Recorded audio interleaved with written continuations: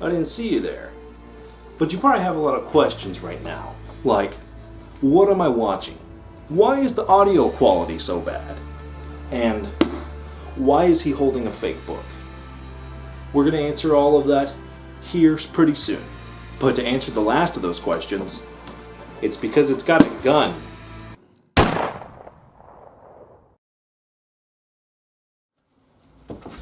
See, this is something you may not know, but I am actually a professor in bullshitology.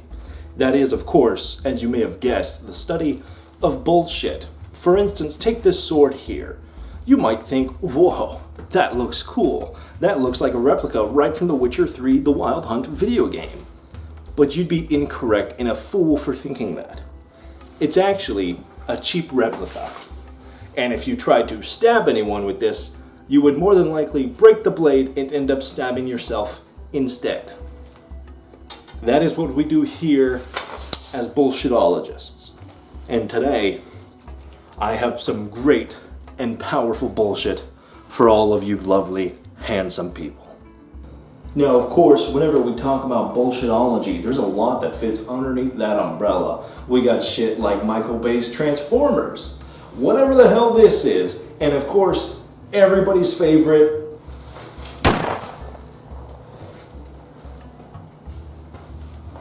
whatever the fuck I just shot. Now, of course, as a professor of bullshitology, it is my job in the field to track down and investigate these crimes against nature. Oh, like this right here. One of the greatest examples of the greatest bullshit humanity could ever muster. Now, I know this is not what you expected when you clicked on this video. Cowboy, how does that wrangle in? I don't know, it's kind of Indiana Jones, but if you stick with me just here for however long this video is gonna be, I promise you, we will get to the bottom, the nitty, ditty, gritty detail, all that stupid spit.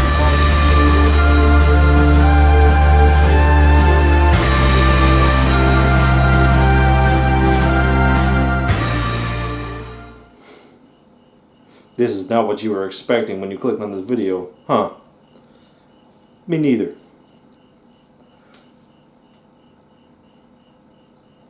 Let's get into it. The land of Sera.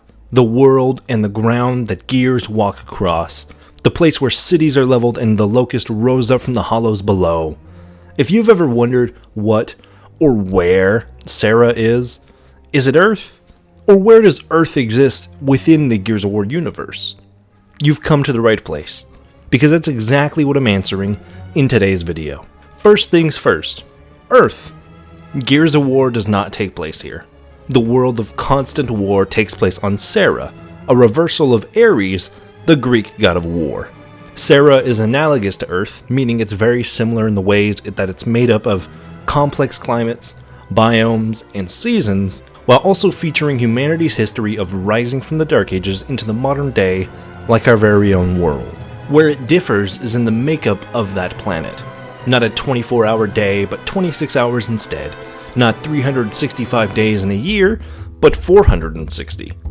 2 moons, and neighboring the planet Rizia, a second world in the Gears universe never explored by the books or the games. Like its sister, Rizia is the term Aesir, the name of the Norse gods spelled backwards.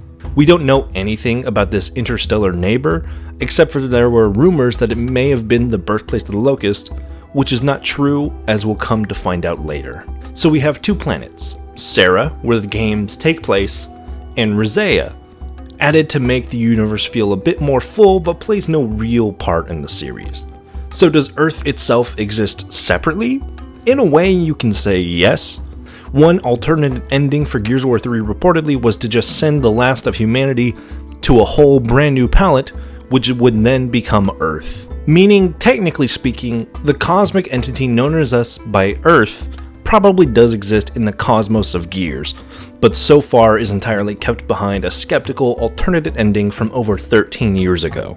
No Earth, wacky day cycles, and a long-ass year.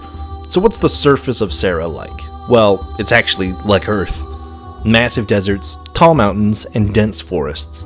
A massive ocean, Rivers, lakes, islands, volcanoes, and just about everything you'd expect from an Earth-like planet with various animals and species of animal that are either incredibly close or downright exactly the same as any Terran counterpart. Humans, of course, are obvious, but there's many references in the games to turkeys, cougars, and we see many chickens. Not to mention stuff like the chuz, massive horses with splayed antlers. And then, of course, the most staunch difference, depending on where you get your news from, is the Hollow. A series of caverns and caves and tunnels writhing beneath the surface of the planet. I'm telling you, the aliens are here from the fourth dimension and they live underneath the ground we walk on. I'm telling you, I swear to God, they here, they're gonna rape us. They're gonna do all sorts of complicated, stupid nonsense. I heard it on that one fella's show. What's his name? What's his,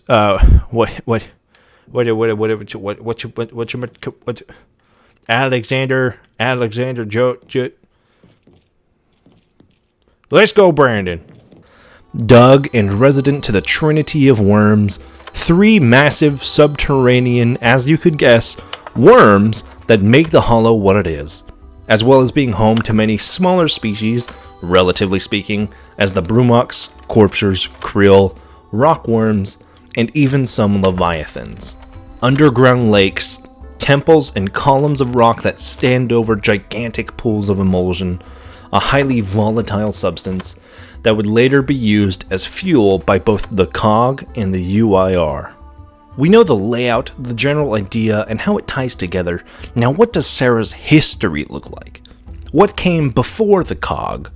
What were the Seran Dark Ages before even then? Now we dive into the beginnings of humanity on Sera and the Locust alongside them too. Recently, the lore has been muddled after Gears 5, and tactics try to remove the mysteries of the Locust, but personally, I hate these. And as most people will tell you, the newer origins of the Locust are much less imaginative than the most well-documented theories by old forum users like B-Chaps back in the day. So the story I am painting for you now is not necessarily canon, but it's the better story. We're taking the good old Warhammer approach where everything is canon, but nothing is true. Sera began at its earliest records in an age of Armageddon. 1,000 years of brutal and non-stop warfare between nations all across the globes. Leaders and armies with names or titles lost to time. Sometime at the end of this millennia, humanity decided to deject their ways of warfare, which ushered in a new age of peace. We don't know what the Armageddon millennium looked like, but we see remnants of castles and images of men dressed in knightly armor and clothing. The most obvious comparison to make would be to say that Seran's Dark Ages resembled our own right around the 14th or 15th centuries at the latest. But it was said that constant war had evolved their weaponry tenfold as the years went on. After Armageddon came the Silver Age, when the most dominant forces of Sera would crop up. At least 5 centuries before modern-day Sera, when a city like Ephyra was not but a small village made of manure mud huts. This is when Goraznia would begin to grow and contract on the map of the world. This time would be closest to Sera's Industrial Revolution, as we see a dramatic change from medieval styles of life right into the ordered armies and cities that resemble more modern machinations. Also, during this time was the construction of Anvil Gate, a famous landmark in the modern day and a strategic choke point between the northern and southern territories on the largest landmass in Sera, built by the Kashkur Empire, a predecessor to many nations that would one day make up the coalition of ordered governments. These people include the likes of Samantha Byrne, so think roughly New Zealand. As far as the construction of the Hollow and the nexus within, it is unclear when exactly, but several hundred years before the Pendulum Wars would be the earliest point for a subsect of either human-adjacent creatures on Sera, or the Locust beginnings to take hold underground, the Cantus. One thing you may notice about the Horde is certain classifications are more alien than the others, with drones, boomers, and therons meeting the silhouette of a human, but altered, as we saw the sires and drones in Mount Kadar share.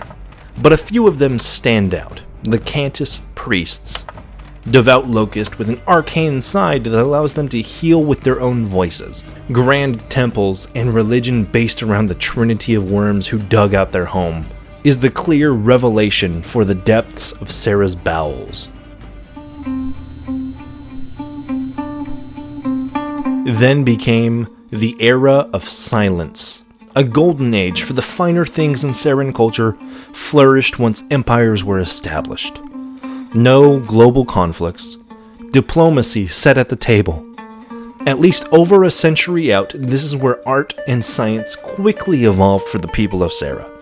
A time of peace unbroken until the crisis of energy stuck in for the empires around the world. They were evolving at a rapid pace and conventional fuels just could not keep up. Nuclear energy or carbon-based fuels were never enough. People, countries, leaders became desperate until finally the very heart and blood of Sera, just underneath the surface, emulsion, was discovered to be a godsend of a fuel source. This had kicked off a gold rush. Emulsion was the solution to a near unending list of problems. The rush quickly turned violent. The light mass method of obtaining fuel threatened smaller, emulsion-dry nations on the verge of economic collapse and left them with no choice but to fight their neighbors for this now priceless resource. Lines were drawn and new conglomerates were put up. The Union of Independent Republics and the coalition of ordered governments, the Pendulum Wars, had begun.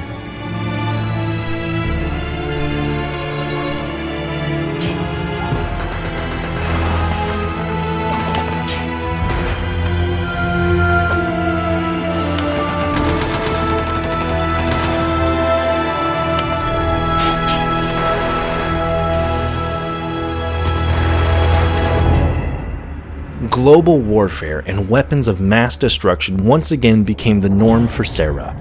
After nearly 500 years of peacefulness, the world plunged into a fiery hellscape that threatened the whole of humanity, lasting so long that it became less of a war just for emulsion, but a war for the sake of war. The UIR and the COG, locked in a grandfather's war. It's unclear how much technology advanced in this time. About 8 decades passed during the Pendulum Wars. But in the comic run Unseen, we get glimpses of a young Victor Hoffman with COG commandos and other neutral countries using weapons and equipment not unlike that of the Vietnam era on Earth. While Hoffman himself wore a series of proto-gear armor with an early version of the Lancer blade with bayonet and all. And a little less than 2 decades later, the gears have cloaking jackpots and more adept armors in the war that rocked the globe. This war that would continue now until the creation of the Hammer of Dawn. UIR plans stolen at Asphalt Fields and worked on by Adam Phoenix to be the ultimate weapon. Dozens of satellites in the sky, destructive forces capable of leveling cities in minutes. Deployable anywhere across the globe and impossible to defend against. The Hammer had brought the UIR to their knees, most of the leadership surrendering to sign treaties with the COG, and after dealing with the holdouts such as Geraint Paddock's loyalists in Vasgar, the Pendulum Wars finally came to an end, after 79 years of global conflict. That was until a plague that was set in motion during the Pendulum era began to rear its ugly head. Sometime before the war had ended, a careless Dr. Niles had begun his work and experimentation on emulsion-inflicted miners and the children of said workers. This is where the sires were born, and where Niles was sent off of the deep end. While New Hope was drawn up to find a cure for rust lung, the infection that killed many miners and soldiers who came into extensive contact with emulsion. Slowly it evolved and transformed. Niles didn't simply want to cure rust lung, but rather would birth the ultimate species from beneath it. Here is where one-of-the-kind Mira was born and tested on, linked to the matriarch to give her psychic control over the Locust Horde. Once discovered by the COG, Niles' work was shut down, and in a violent last-ditch effort to keep his ultimate species alive, the Queen and the Locust were pushed out of New Hope concentration camps and put underneath Mount Kadar into the Hollow, where their nexus would be founded. assimilating with the Cantus culture, growing their own religion, and starting to gather forces of their own. Mira, who had been lied to about the supposed death of her own daughter, became hellbent on the revenge she would take against humanity, living on, for their own at least, decades until the Lambent began to fester in the Hollow. For the Lambent are not Locust. They are not human-made, but in a way, naturally occurring on Sera. Creatures afflicted by lambency are taken over by emulsion itself, something unknown to humanity for the next decades to come. You know, this used to be a good, honest, worm-fearing, queen-loving neighborhood before them dirty, non-queen-having, glowy-looking. But being the most exposed, the Locusts started to turn Lambent first, and from within their own temples, the Locust Civil War began.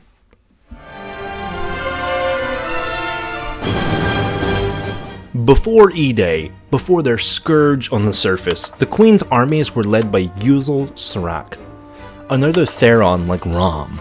Sera believed that fighting a war against the Lambent and humanity at the same time would be their doom, although Rom believed otherwise. But the Queen stuck with the advice of her general. It was not until Sera was killed in battle against the Lambent, and Rom took his role in the Locust army, that Mira was convinced the Locust Horde would begin the most brutal and consequential war in all of Sera's history. The Locust Wars. In the wake of the UIR's defeat, 6 weeks of peace fell upon Sera. That was until Emergence Day. In 26 hours, a single cycle of the sun and moons, the Locusts erupted from the ground in an ultimate surprise attack. They appeared almost anywhere at any time. The Cog were caught off guard, and even though some, like Adam Phoenix and Chairman Prescott, knew of the Locust, their assault was still devastating to a completely unprepared coalition of ordered governments and the people within. A quarter of humanity was killed just in that first day. Billions befall into the Locust Horde. A recently neutered Goraznia fell first, and very quickly, the most populated cities of the Cog came under fire. For years they would struggle on as the Locust battered their lives. Ephyra, Ilima, hundreds of thousands of cities and strongholds, all were lost. In a last-ditch effort, sometime into the war, merely a year, Chairman Prescott, who had assumed entire control over the coalition of ordered governments, initiated the Fortification Act, which called most of the remaining human population to Jacinto as the rest of Sera's surface was scorched by the Hammer of Dawn. Millions upon millions were dead, either ripped apart by the Horde or shot in the back by the Cog themselves. The light mass offensive in Gears of War 1 would be the first effective counterattack by the Cog, destroying most of the Krill populations that threatened desolate human cities and singed the Outer Hollows. 6 months later, in the events of Gears of War 2, Operation Hollowstorm saw hundreds of Gears marching on the Locust Nexus and later sinking the city of Jacinto, opening flood walls and introducing the Locust home to the very oceans above. Some 16 years after Emergence Day, barely a third of the amount of time that the Pendulum Wars had raged on for, the Locust had brought nearly 99% of humanity to extinction.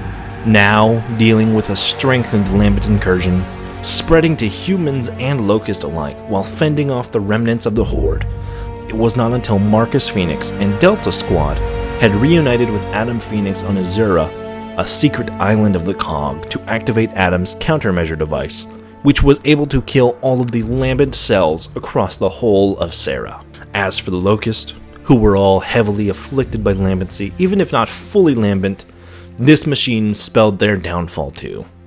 The Queen was killed, and what remained of humanity, some few 100,000, had to rebuild from just over a century of warfare. This brings us to Sera's second Age of Silence. 25 years for the Cog to rebuild and retry in a fractured world, as the other holdouts of humankind just made an effort to survive. Back to village life and raiding one another for the simple supplies that they needed to keep the lights on.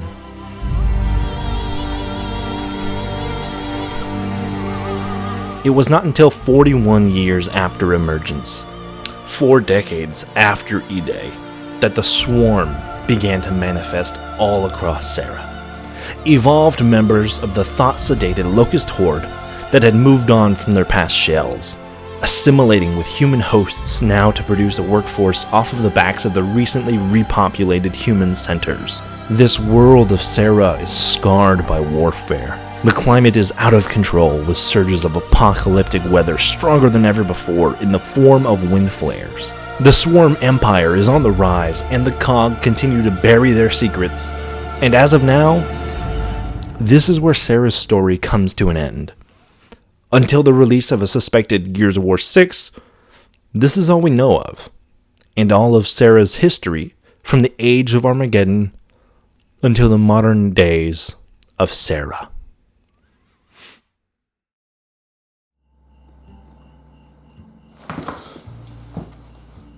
Hey, welcome to the end of the video. You can click off here if you don't care about the cowboy. Fuck you. How dare you fucking click off after I just gave you that masterpiece and I'm here to say my thanks. Well, anyways, if you're still here, let me tell you, thank you for watching. This bit has gone on too long, but just thank you. Go ahead, feel free to subscribe or whatever.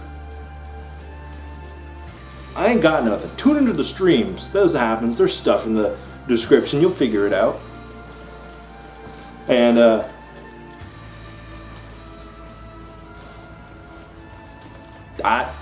that's all I got. I don't know what you want. I can only keep up this accent for so long. I may look like it, but this is not what I sound like. You can hear it cracking. You could have heard it in the video that I recorded and you just watched. But I haven't done that part yet, so I don't know if I kept up the accent or not. And I'm thinking I did not, based on my own personal track record of personal expertise.